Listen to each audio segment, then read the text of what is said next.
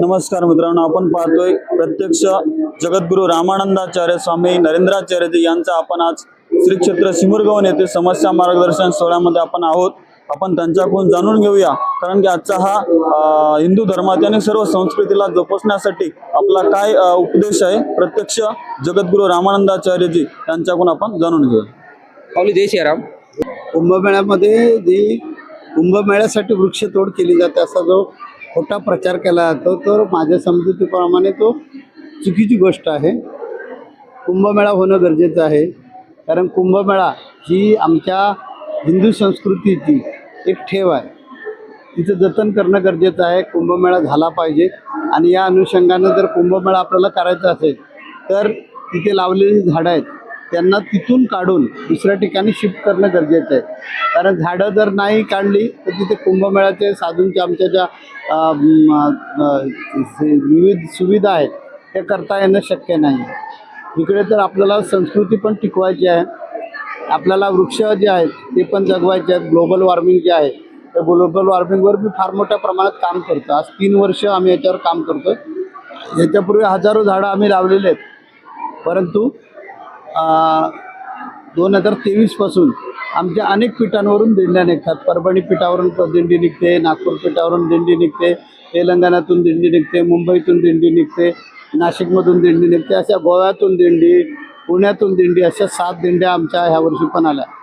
हजारो किलोमीटरचा पायी प्रवास करत हे लोक जनजागरण करतात। ग्लोबल वॉर्मिंग टाळायची असेल तर निसर्गाचा जो ऱ्हास होत चालला तो थांबवला पाहिजे। त्यामुळे वृक्षतोड झाली पाहिजे का? नाही झाली पाहिजे वृक्षतोड।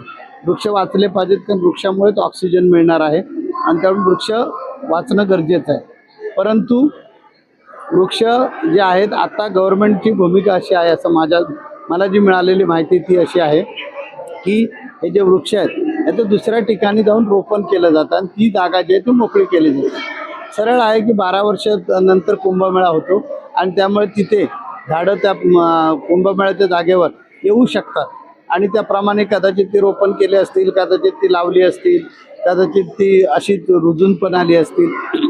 तर झाडं जी आहेत ती झाडांचं सरकारने तोड न करता त्याचं प्लांटेशन करावं, दुसऱ्या ठिकाणी ती लावावी झाडं। आणि अजूनसुद्धा जिथे मोकळी जागा असेल तिथे झाडं लावली पाहिजेत, झाडांचं रक्षण झालं पाहिजे। जे वृक्षप्रेमी आहेत त्यांनी जे त्यांचं जे म्हणणं आहे ते गैर आहे का? तर बिलकुल नाही, ते चुकीचं नाही आहे, पाहिजे, कारण वृक्ष गरजेचे आहेत। आज संपूर्ण निसर्गाचं जे संतुलन आहे ते बिघडलेलं आहे ग्लोबल वॉर्मिंगमुळे, तर ते टिकवलं पण पाहिजे। परंतु आपल्याला आपली संस्कृतीसुद्धा आवश्यक आहे, आपल्याला इकडे झाडं पण आवश्यक आहे। तर सुवर्णमध्य काहीतरी त्याच्यातून काढणं पाहिजे असं मला वाटतं। त्यामुळे राजकारणाला राजकारण करण्यामध्ये काही अर्थ नाही आहे। शेवटी सरकारसुद्धा जे आहे ते चालवणारे माणसंच आहेत, तर त्या माणसांना काहीतरी सोल्युशन तर दिलं पाहिजे ना, तरच कुंभमेळा होऊ शकेल ना। कुंभमेळ्यामध्ये लाखो साधू संत येतात, कोट्यावधी लोक येतात। आता काही जणांचं म्हणणं आहे की मी सरकारची बाजू घेतो, नाही ना। मी मागच्या दत्त जयंतीच्या वेळेला काही पत्रकारांनी मला विचारलं तर मीही प्रश्न उठवला की बा कुंभाच्या दृष्टिकोनातून कोट्यावधी लोक नाशिक शहरामध्ये येतील। आज जी नाशिकची लोकसंख्या आहे याचा विचार केला तर रस्ते जे आहेत या रस्त्यांमुळे आताच वाहतूक कोंडी होते आणि लाखो लोक आले तर नाशिक शहर ते पेलणार कसं? वाहतुकीचा केवढा मोठा ज्वलंत प्रश्न निर्माण होईल। त्यामुळे रस्ते झाले पाहिजे, पर्यायी रस्ते केले पाहिजे असा प्रश्न मी सुद्धा उठवला। त्याच्यामुळे मी सरकारची पाठराखण करतो किंवा सरकारची बाजू घेतो असं मुळीच नाही।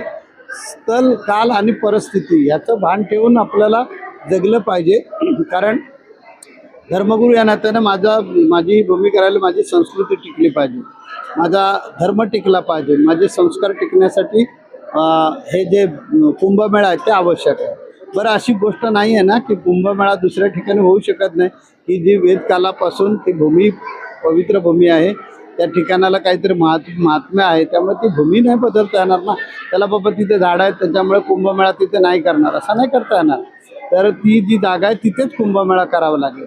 पण शेवटी सरकार चालवणारी जी माणसं आहेत त्यांना काहीतरी पर्यायी उपाय काढावाच लागेल। आम्हाला टीका करणं सोपं आहे, आम्ही टीका करू सुद्धा, परंतु शेवटी सरकारला तो निर्णय घ्यायचा आहे आणि मला वाटतं सरकार जो निर्णय घेतला तो चुकीचा घेतला असं मला नाही वाटत, कारण स्थल काल परिस्थितीचं भान पण ठेवलं पाहिजे। तेव्हा झाडं पण जगवली पाहिजेत, कुंभमेळा पण झाला पाहिजे। मग हे जे आत्ताचे झाडं आहेत ते दुसरीकडे जर शिफ्ट गव्हर्नमेंट करत असेल, झाडाची कत्तल करून तोडून टाकत असेल झाडं, तर ते गव्हर्नमेंटचं पण चुकीचं आहे, ते नाही केलं पाहिजे. परंतु ती झाडं जर नवीन टेक्नॉलॉजीचा उपयोग करून जर दुसऱ्या ठिकाणी शिफ्ट करत असतील तर त्यात गैर आहे असं मला वाटत नाही. आणि कुंभमेळा झाला पाहिजे. प्रयागराज इथे कुंभमेळा झाला. आमची वेद संस्कृती, जी वेद प्रणीत संस्कृती, याच्यामध्ये बंधुत्व आहे, राष्ट्रीय एकात्मता आहे, सहिष्णुता शिकवली जाते, संस्कार मूल्य शिकवली जातात. ह्या ज्या गोष्टी आहेत या समाजाला तर आवश्यक आहेत ना, कारण समाजात तिसऱ्या महायुद्धाच्या उंबरठ्यावरून उभं राहिलेलं आहे संपूर्ण जग, आणि त्यांना संस्कारांची नितांत आवश्यकता आहे. आणि आमची वैदिक सनातन संस्कृती जी आहे या सनातन संस्कृतीच्या माध्यमातून जर संस्कारांचं सिंचन होत असेल, रोपण होत असेल, तर ते चालवलं पाहिजे असं माझं धर्मगुरू या नात्यानं मत आहे. मी निसर्गप्रेमी पण आहे, वृक्षप्रेमी पण आहे. ह्या वेळेला आम्ही आता ऑक्टोबरमध्ये 1,11,434 झाडं लावलेली आहेत. एवढंच नाही, नुसतं झाडं लावलेली आहेत असं नाही, तर त्या झाडांची निगा राखण्यासाठी आम्ही त्याला ट्रॅक करतो आहे. आम्ही अशा प्रकारचं सॉफ्टवेअर डेव्हलप केलेलं आहे. आमच्या वेबसाईटवर जाऊन बघा म्हणजे कळेल. रामानंदाचार्य दक्षिणपीठ नाणीधाममध्ये कुणी झाडं लावली, कुठे झाडं लावली, त्याचे फोटोस टाकलेले आहेत. आणि आमच्याकडे त्याचे फोटो आहेत, त्या झाडाचं आम्ही इकडून कंट्रोलिंग करतो. नुसते लावणं सरळ आहे, म्हणजे आरंभ श्रोता म्हणून आपण लावूसुद्धा, पण त्याचं संवर्धन पण होणं गरजेचं आहे. आणि निसर्ग जो आहे, निसर्गाचं समतोल राखण्यासाठी झाडांची आवश्यकता आहे. या महिन्यामध्ये आमचं उद्यापासून कच्चे बंधारे बांधणं हे अभियान सुरू झालेलं आहे. ते 7 तारखेपासून 21 तारखेपर्यंत होईल. पाणी अडवा, पाणी जिरवा ह्याचं काम करतो आम्ही. दरवर्षी असं करत असतो. आणि त्याचेसुद्धा फोटो काढले जाते, त्याचं लोकेशन, लाटलॉंग, तारीख, वेळ सगळं येणार त्या फोटोमध्ये. त्याच्यामुळे आम्ही वृक्ष तोड जी आहे ह्याच्या विरुद्धच आहोत. कारण निसर्ग जपला पाहिजे, निसर्ग सांभाळला पाहिजे. निसर्गाचा ऱ्हास होता का म्हणा. ग्लोबल वॉर्मिंग या निसर्गाच्या ऱ्हासामुळेच निर्माण झालेले आहे, आणि ही जागतिक लेवलची समस्या निर्माण झालेली आहे. त्या वृक्ष वाचवले पाहिजे, वृक्ष लावले पाहिजे, वृक्ष जगवले पाहिजे. परंतु आजची अशी परिस्थिती आहे, आई जेवू घालेना आणि बाप भीक मागू देईना, अशी एक मराठीमध्ये म्हण आहे. तशा प्रकारची सरकारची केविलवाणी परिस्थिती आली. विरोधक टीका करतायत, झाडं का तोडताय म्हणून. पण झाडं जी आहेत ती दुसरीकडे शिफ्ट केली नाही तर तिथे कुंभमेळा होऊ शकत नाही.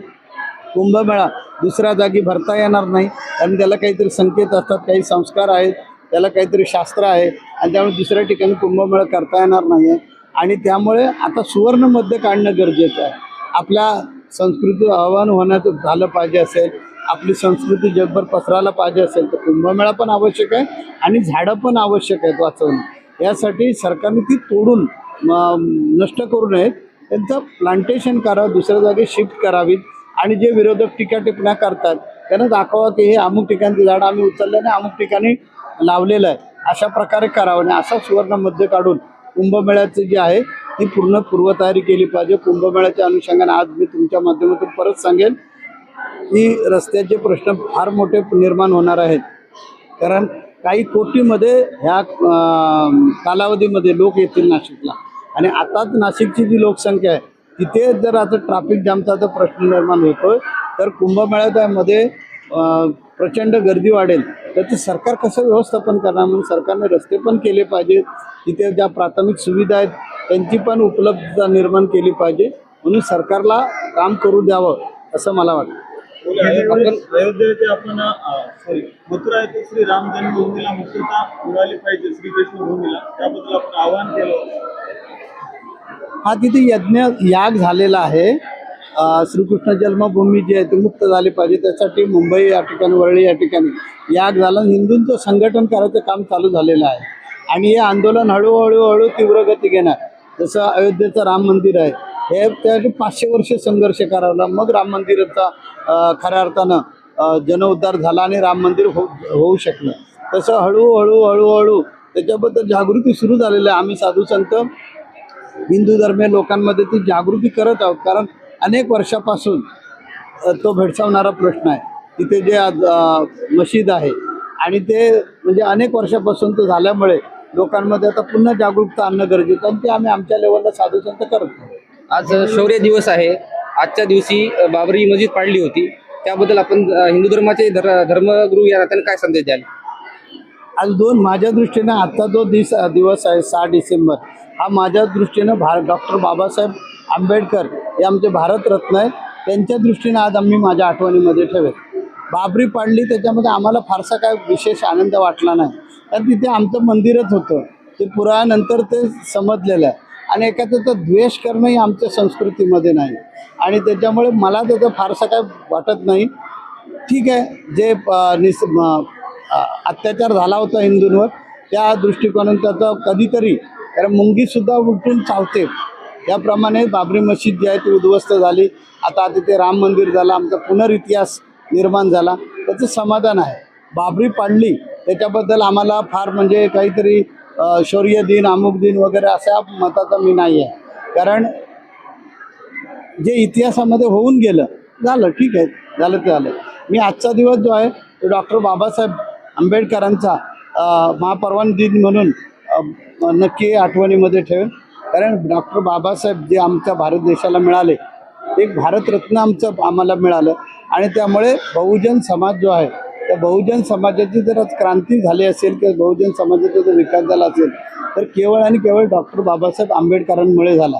त्यांनी संविधान लिहून जे जनसामान्यांना ज्या सोयीसुविधा उपलब्ध करून दिल्या, घटनेमध्ये घालून दिल्या आणि त्यामुळे आज जो बाकीचा समाज आहे तो पुढे आलेला आहे. पूर्वीची वर्णव्यवस्था जी होती तर त्या वर्णव्यवस्थेतून बहुजन समाज जो आहे किंवा 12 बलुतेदार जे आहेत, नुसतं बौद्ध धर्मासाठी त्यांनी नाम काय केलेलं नाही, तर अखिल मानवजातीसाठी बाबासाहेबांनी काम केलं असं मला वाटतं. त्यामुळे आंबेडकरी जनता जी आहे ती बाबासाहेबांच्या ऋणात राहीलच, पण आम्हीसुद्धा लोक बाबासाहेबांच्या ऋणात आहोत. त्यांना मी त्रिवार वंदन करतो, मानाचा मुद्रा करतो त्यांना, कारण हे असं भारतरत्न आमच्या देशात जन्माला आलं आणि त्यामुळे बहुजन समाज जो आहे त्या बहुजन समाजाला एक दिशा आणि दशा मिळाली. गेल्या वेळेस कुंभमेळ्याच्या वेळेस आपल्या लोकांनी फार सेवा चांगली केली, पोलिसांपेक्षा सुद्धा चांगली केली होती. यावेळेस तशी करणार का? आमचं कर्तव्यच आहे. आमचा जो संप्रदाय आहे हा सेवेलाच महत्त्व देतो. त्यामुळे सेवा म्हणजेच ईश्वरी पूजा असं आम्ही मानतो आणि ईश्वराची पूजा करायची असेल तर समाजाची सेवा केली पाहिजे. तिथे अनेक लोक येतात. आम्ही कुंभमेळ्यामध्ये जे साधू संत जातो ते नुसते तिथे असं मौज मजेसाठी जात नाही, तर तिथे वेगळ्या प्रकारच्या सेवा घेत असतो आणि तिथे आलेल्या लोकांची वेगळ्या प्रकारची सेवा झाली पाहिजे. त्यासाठी अन्नदान असतं, आमचं भजन पूजन असतं, प्रवचन असतं, धर्माबद्दल चर्चा असतात. असा मोठा कार्यक्रम असतो कुंभमेळा म्हणजे. आणि तिथे स्वच्छता असली पाहिजे, आरोग्याची काळजी घेतली पाहिजे म्हणून आमच्या तिथे ॲम्ब्युलन्स होत्या. त्यानंतर तो कुंभमेळ्याचा जो परिसर आहे तो स्वच्छ राहिला पाहिजे म्हणून आम्ही स्वच्छता मोहीम घेतली होती. हे आमच्या रक्तातच आहे आणि त्यामुळे इथे नाशिकला जो कुंभमेळा होतो तिथे आम्ही काही नव्यानं करणार नाही, ते आमचं कर्तव्य असं आमचं समजतो.